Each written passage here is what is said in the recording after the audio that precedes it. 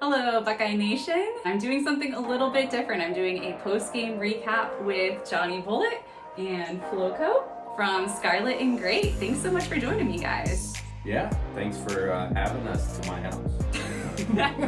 Watching the game. So we're gonna recap the game, which was a nice win for our Buckeyes. I was definitely nervous during the game, but I'm glad that they pulled it out. So we'll get into all that after the intro.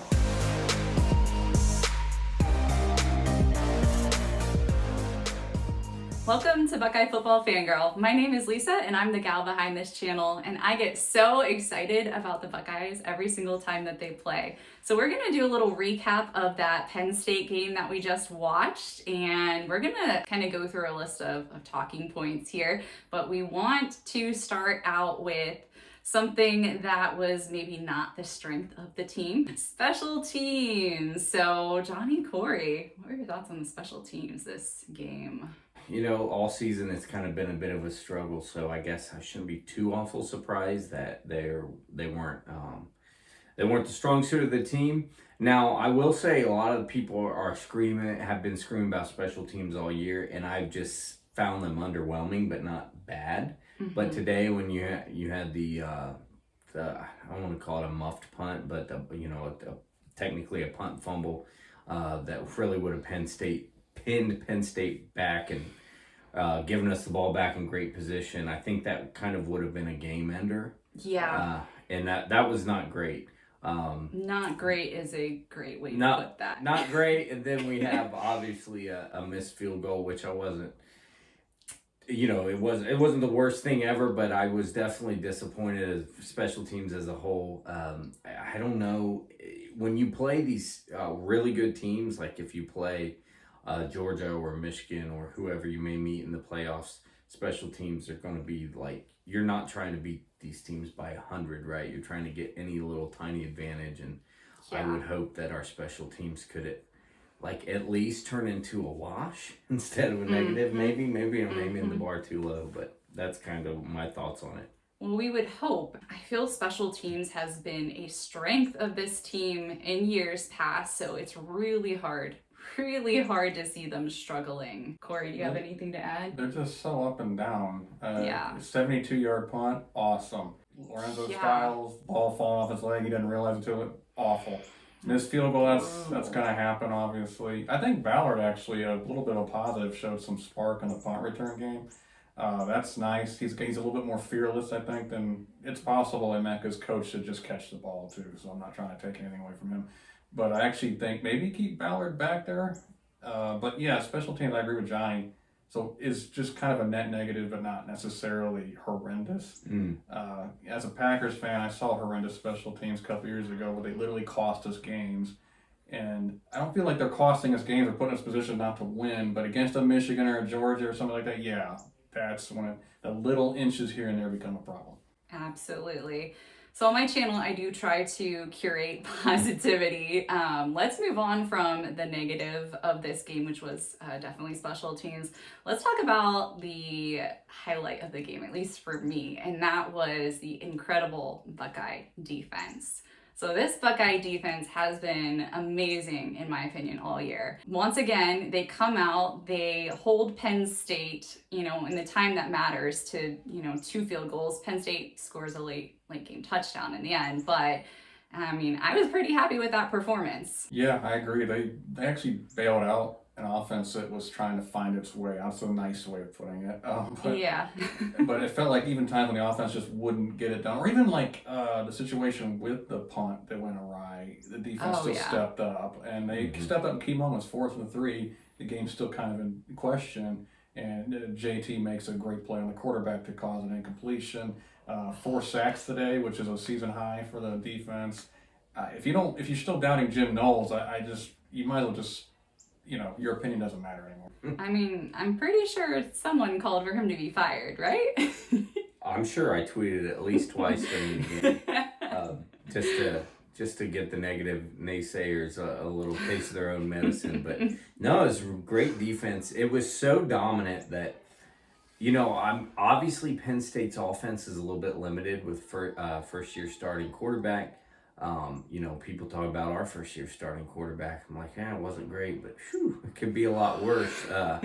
And it's, you know, you have those limitations of Penn State's offense, but once I saw the first, I don't know, 6 or 7, I don't know, 4, 5, 6 drives, I was like, oh, they literally can't. Like, I wasn't one of those things like, oh, will Penn State figure out something, how to counter? No, like, I was like, they are hapless. They cannot move the ball in this defense. And as long as we score a little bit, like, I just did not think they could move the ball at all. And then when the botch punt thing, they couldn't move the ball after that, I thought it was so overwhelmingly dominant by our defense that literally Penn State couldn't move, like, they were incapable of moving them. I don't mean to, like, kick Nittany Lions when they're down, but it may as well have been Rutgers' offense out there. I know that was a huge talking point going into the game, just how was Drew Allar going to perform, because he hadn't really faced a team that was that good leading up to this game.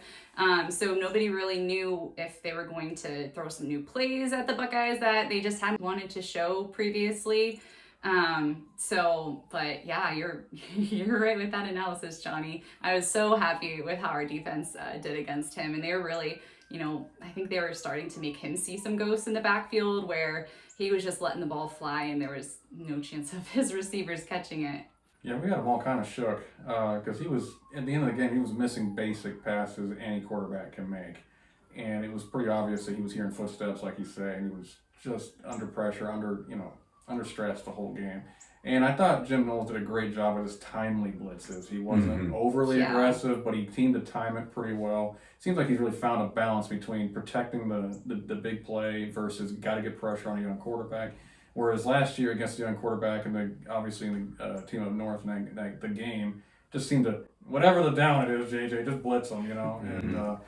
And it became kind of a joke, like he was our Don Brown. He was just a Dr. Blitz. And now he's like, okay, he and Ryan have worked out a balance there, which I think bodes well for the future. Because, I mean, if you expect blitz all the time, you can scheme against it. But if we're really disguising what we're doing, which we seem to be doing, going from press to zone to blitz package, there's all kinds of different things they're running. And I think Jim Knowles, obviously, the second year in the defense holds true. The defense just improves. Yeah, absolutely. I know, Johnny, you mentioned, JT's great plays that he had. Last year, Penn State was a huge game for him.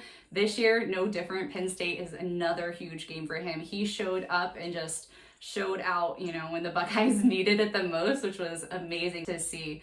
And kind of switching gears a little bit to another player who really showed up on the offensive side, Marvin Harrison Jr., who also had a huge game last year against Penn State, comes back this year and has another amazing game. Yeah, he was really dominant, and I think Ryan Day did a really good job of just getting the ball in his hands easily, right? And I'm not sure exactly, sometimes I'm like, man, I wish we had another option to go to. Because it's some of those catches he makes, whether it's just a crosser route or whether it's just something wide open, shallow, I'm like, well, anybody can make that catch, but just because of the long frame and the strides he makes and the angles he catches and everything, it makes him even more dominant. So good job for Ryan Day. You're out without Emeka Egbuka, and you were your quarterback was struggling a little bit, and even the other receivers were struggling a little bit to make some routine catches. So kind of good job by Ryan Day. Just like, let me not overthink this, and let me just throw the ball continually in short packages to Marvin Harrison, who will let's just guarantee to move the chains, and it worked well. Yeah. I mean, sometimes I feel like we just need one play to Marv, and that's all we need. We just need to keep doing that. But it seemed to be today. It's one play to Marv. It's still 3rd and 10. We'll throw a little measure out to Marv and let him go get it. And the great thing about it today was, first of all, Marv really had a comeback game from the Purdue game where he was struggling. Yeah. But I remember our friend Dylan Freeman had told me privately that we're not running the same route tree with Marv that we did with Olave and Wilson. And today you saw more of that. It seemed like it was more of an Olave Wilson type game. They put him in the slot. He ends up on the linebacker at one point, gets a 40-yard gain or whatever. It was wide open, which just made me automatically think of Tough Moreland. Except reversed. Exactly. Yeah. Finally worked in our favor. And, I was like, and again, the whole game where we're all saying like, how are they missing 18? How are they? So you gotta give Ryan Day credit because obviously James Franklin and Miney Diaz, they know about 18. They know who he is. They know they have to come. They have to. I'm giving them the benefit of the doubt here, but they might not have. But for Ryan Day to scheme him open so often, it's just a testament to Ryan Day's play calling. Yeah, and I feel like maybe it was a little bit of, because I thought, well, why don't you just play press coverage and take away that short stuff? But I guess the defensive game plan must have been, don't let these guys take shots over the top, keep everything in front. And Ryan Day, to his credit, said, okay, if that's what you're going to make us do, that's what we will do. And we'll just march the ball down the field.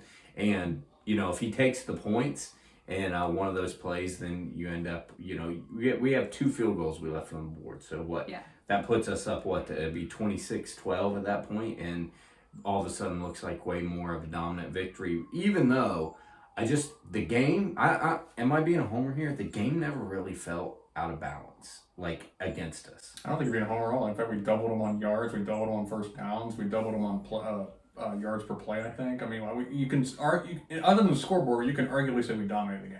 We did. I was definitely still nervous just because it was so close there. Just with the score, I just get nervous. But you are right. So I'm curious to hear your thoughts too, because the run game has been a struggle for the Buckeyes this season and getting that going. What are your thoughts on the run game during this Penn State game? I thought we moved the line of scrimmage in the first half better than I had seen them do in a while.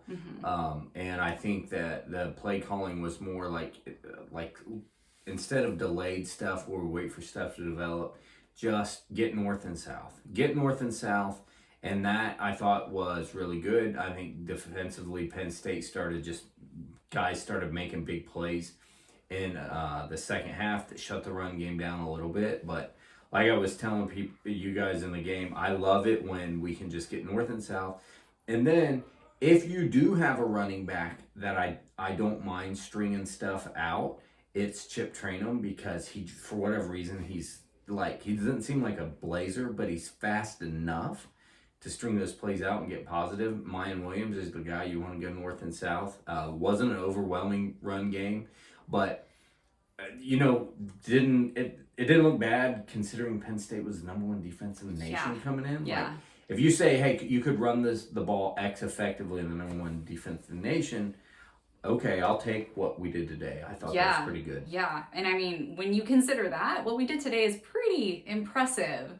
It really felt, though, like we'd get a great run play, and then it'd be like, run stopped again, but kind of was what it was. Yeah, but you got to appreciate that they committed to it. They did not run away from it. And Ryan Day in the past, and this could have cost us the game today if he just goes pass happy. Maybe with CJ Stroud he does, because CJ's so obviously somebody you can count on. And Kyle's a little off today, so it might have been a blessing in disguise to some degree that we got to stick with the run game because Kyle's not quite himself, or maybe that is who he is. I don't know. We don't know yet. But the commitment to the run in the first half, obviously, we were gashing them. They did adjust, obviously, and started pinching the edges so we couldn't. They were getting to the edge quickly, so we couldn't get up the middle as fast. They probably just told their interior line, just hold the wall and let the outside get.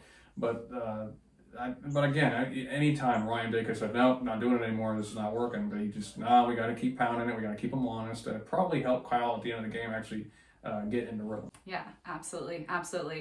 So now with this big game behind us, we can breathe a little more easily. We have, quite a few games still coming up and a very big game at the end of our schedule. But how are you guys feeling about the rest of this schedule? I'm feeling pretty good. Like, obviously, there's that big game at the end, and is it, I want to know, is it going to come down to, our offense is not what it has been in years past. It certainly isn't, but also in years past, like, people forget the offense would go away for 2 whole quarters at a time.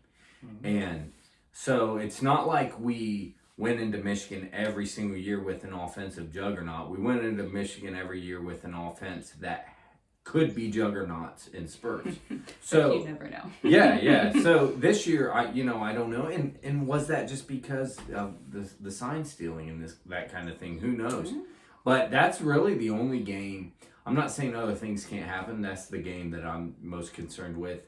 this defense is so good that even when this offense is out of sync, I will say, like, no, if we can get like McCord to be accurate and receivers to not drop passes at the same time and just get some continuity, this offense will be fine. Because I guess my question for you guys in the chat would be like, is this the best defense in the country? Like, they've been at least against decent teams. They've been against Notre Dame. They've been against Penn State. It's not a great offense, but decent team, decent talent-wise, and nothing's really pushed this defense around or seemed to give them much trouble. So I feel like the schedule lines up as good as you can hope for. Yeah, again, drop those comments. Yeah, I can tell you, the Wisconsin game doesn't scare me, but I think it's night game, Camp Randall, if I recall correctly. It just strange things can happen, and it's Luke Fickell, and who knows how much he has them up for that game.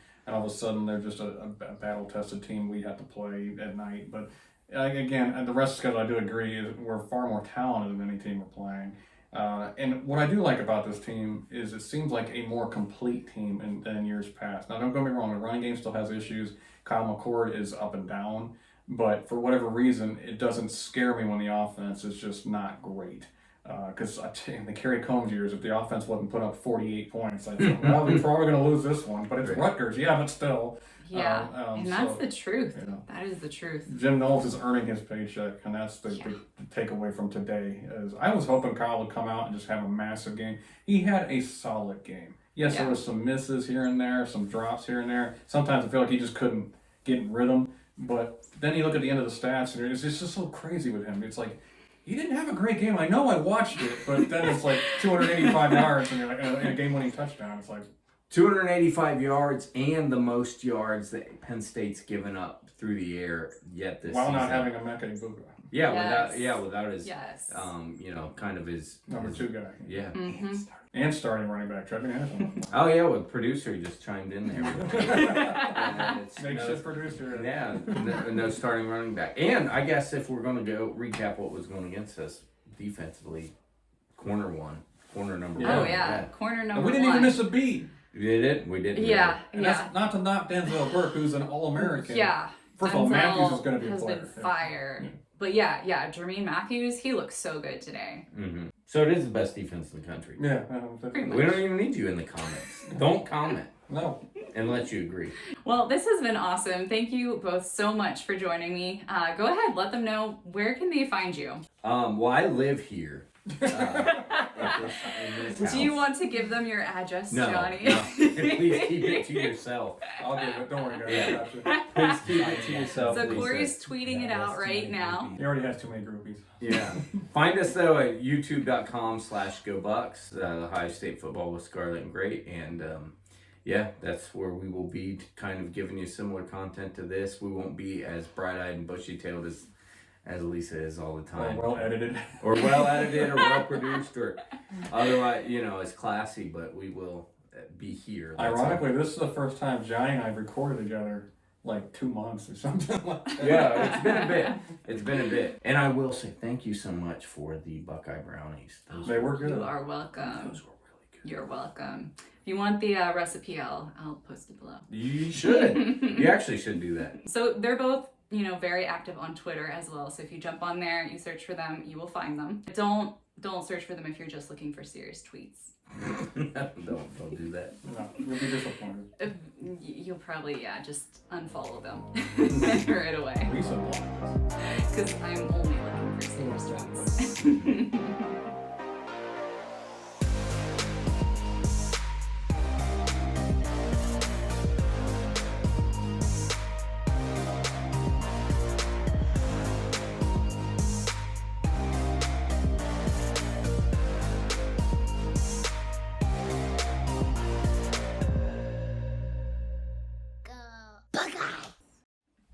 All right, Hi. the lighting is